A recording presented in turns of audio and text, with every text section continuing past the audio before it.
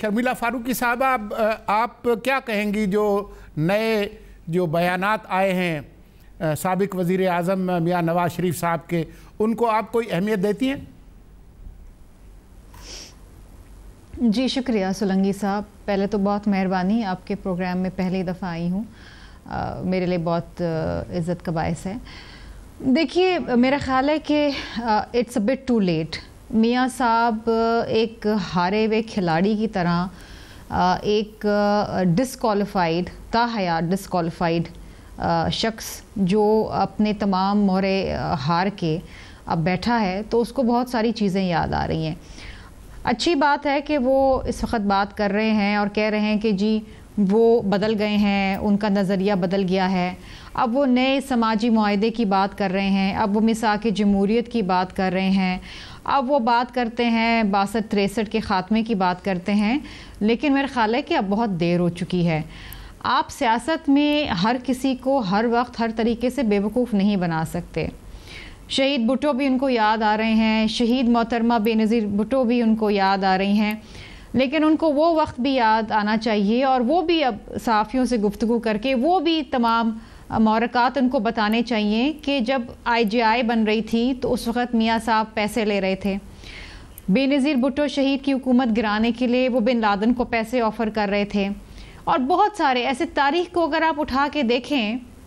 تو میاں صاحب کے وہ عوامل ہیں اور وہ ان کی حرکتیں ہیں جنہوں نے صرف اس ملک میں جمہوریت کو اور سسٹم کو نقصان پہنچایا ہے۔ کچھ ہی دنوں پہلے کی بات ہے کہ ان کے داماد جو ہیں کیپٹن صفدر صاحب، وہ ایک ایسے شخص کی قبر پہ معافی مانگنے گئے جس کا میں نام بھی نہیں لینا چاہتی، آپ بھی سمجھ گئے ہوں گے اور آپ کے مہمان بھی سمجھ گئے ہوں گے۔ تو کیا چیز بدلی ہے، کیا چیز نہیں بدلی، یہ تمام وہ باتیں ہیں کرنے کی جو بالکل صحیح کہہ رہے ہیں افتخار صاحب کہ he is playing to the galleries.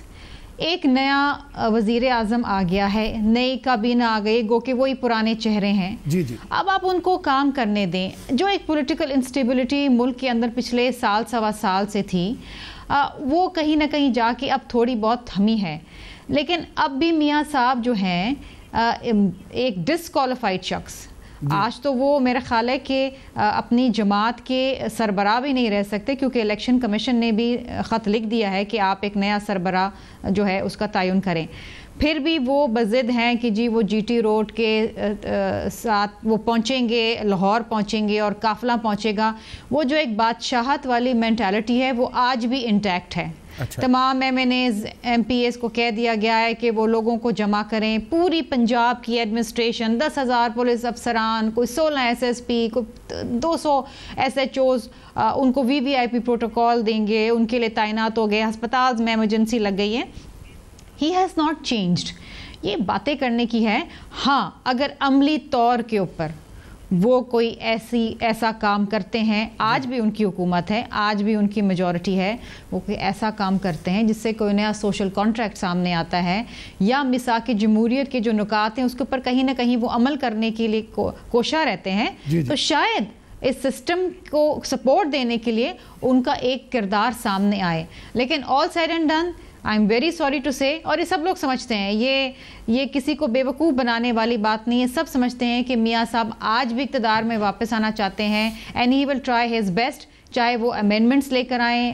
Constitution کے اندر، چاہے وہ عدالت میں لڑیں، لیکن وہ واپس وزیر اعظم بننا چاہتے ہیں، اور اگر خدا نہ خواستہ بن بھی گئے تو وہی ایک بادشاہت چلے گی، وہی ایک امیر المومنین کا جو ایک سلسلہ ہے وہی وہیں سے جہاں سے رکا تھا وہیں سے شروع ہو جائے گا۔ شکریہ۔